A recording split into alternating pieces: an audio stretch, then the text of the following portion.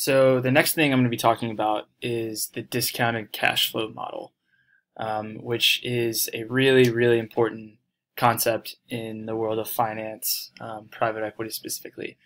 The discounted cash flow model is a way to value a company using kind of a different methodology from what you'd use from the rest of the financial statements.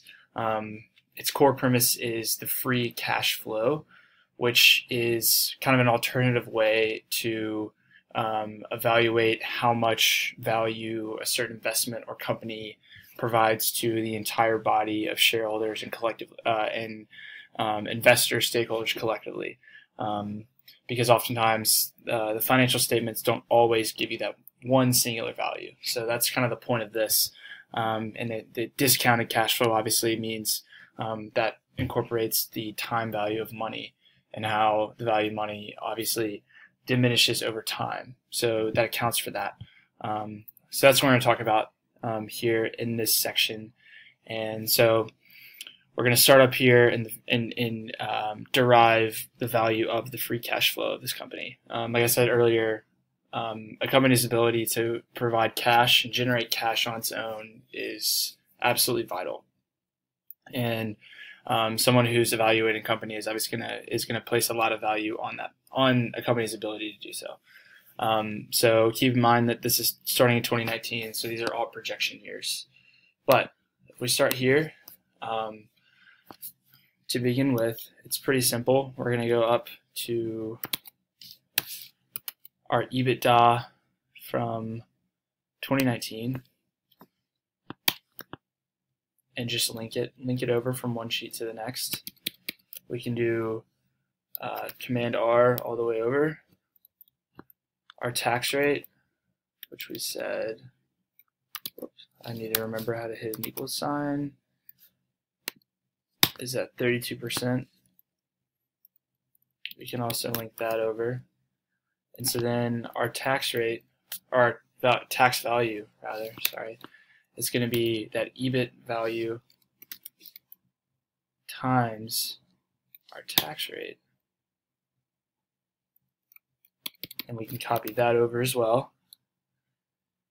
And so our tax affected EBIT is then going to be that EBIT value minus the tax expense.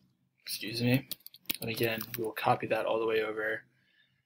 And here we have our tax affected EBITDA for those 4 years. Now, in order to get back to cash flow, we have to add back the non-cash items from our original financial statements, depreciation and amortization. And again, almost always there are going to be values for that. But for the sake of simplicity for this model, am making both of those 0.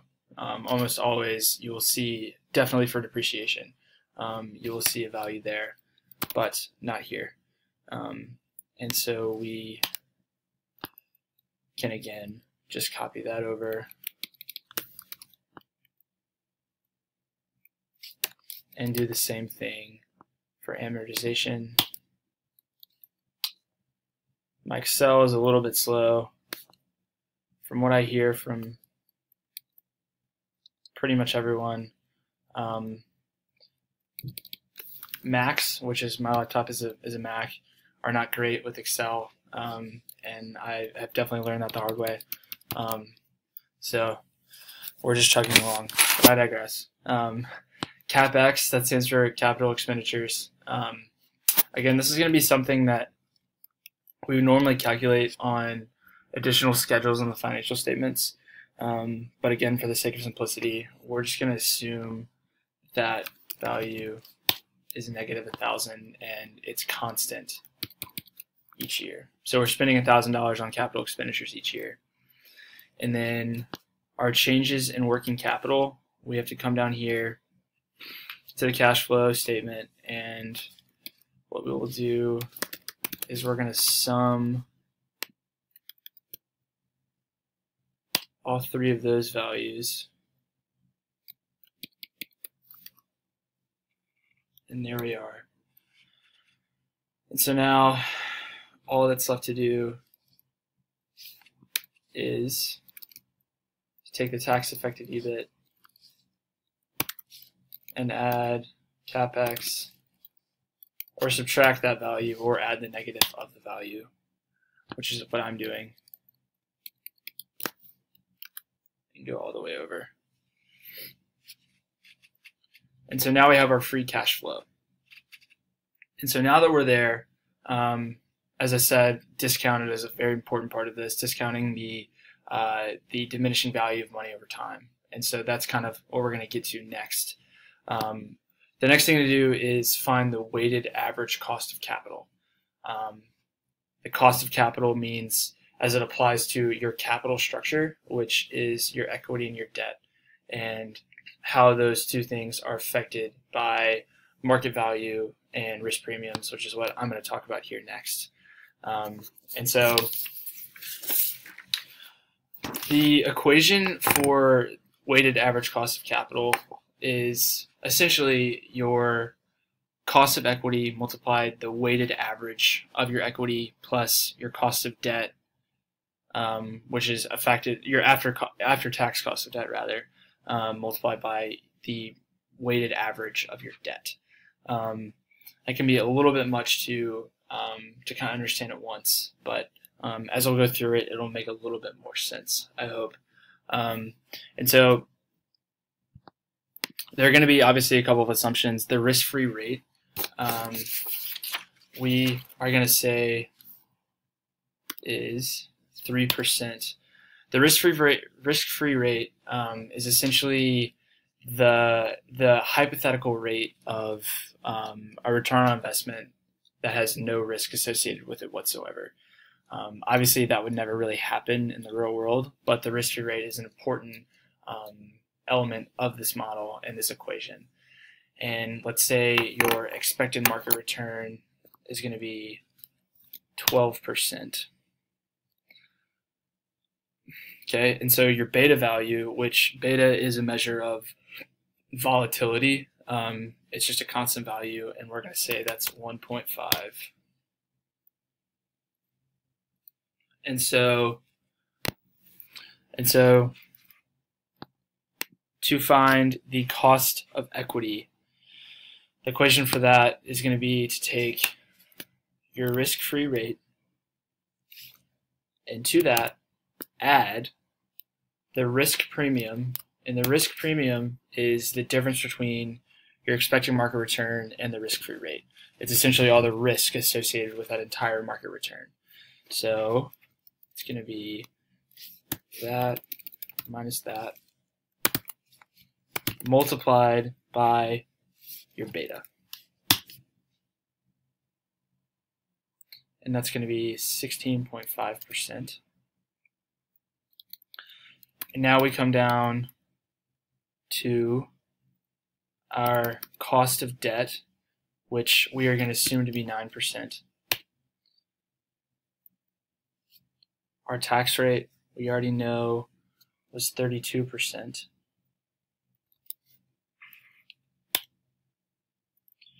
And so our after-tax cost of debt is going to equal the cost of the debt times 1 minus the tax rate. And it's 6.1%. And with all that being said, we are also going to have to assume the weighted amounts of the capital structure between debt and equity. And we're going to say that debt is 30% and equity is 70%. And so then finally, for the average cost of capital, it's going to be equal to your weighted average of equity times your cost of equity plus what I wanted, that times after-tax cost of debt. And it's going to be 13.4%. So now onto our discount factors. again, the discount factor incorporates the diminishing value of money over time. And so to find that, that's going to be equal to 1 divided by 1 plus that weighted average cost of capital raised to the first power.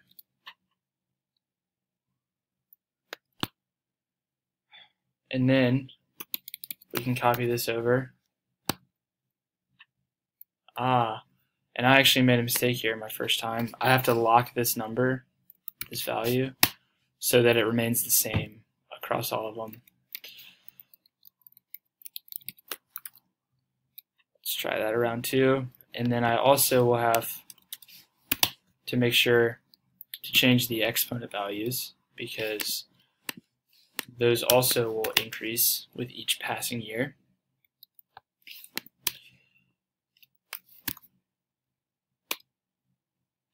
And there we go.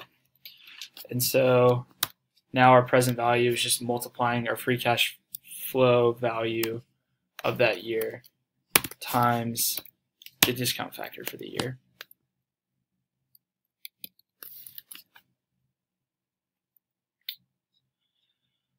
Which we've now calculated. And so there are two ways to finally get the firm value. The first is perpetuity growth rate. That is, perpetuity means growing on forever, and so this is incorporating that value into our final terminal and firm value. And so we know what our weighted average cost of capital is, and we need to sum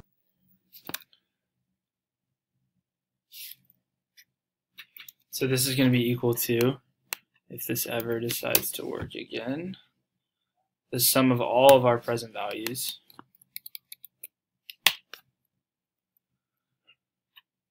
and so for our terminal value, which is the ending value, is going to be equal to our final cash flow in the final period times 1 plus the growth rate, which I didn't forget to mention,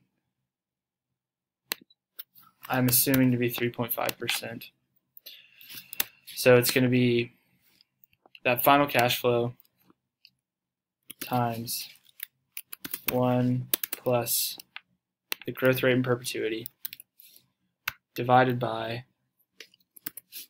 the difference between cost of capital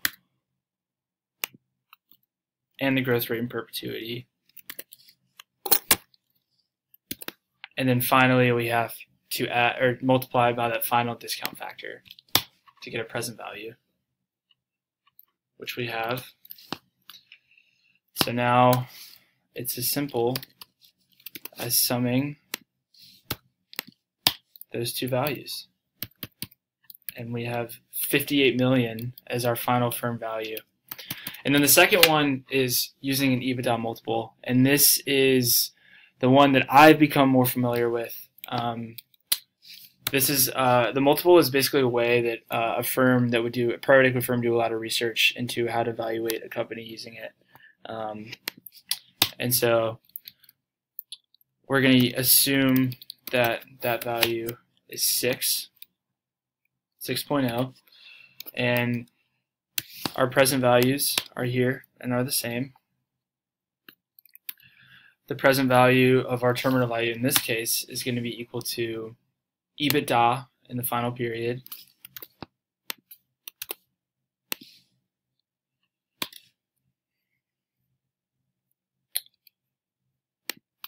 multiplied by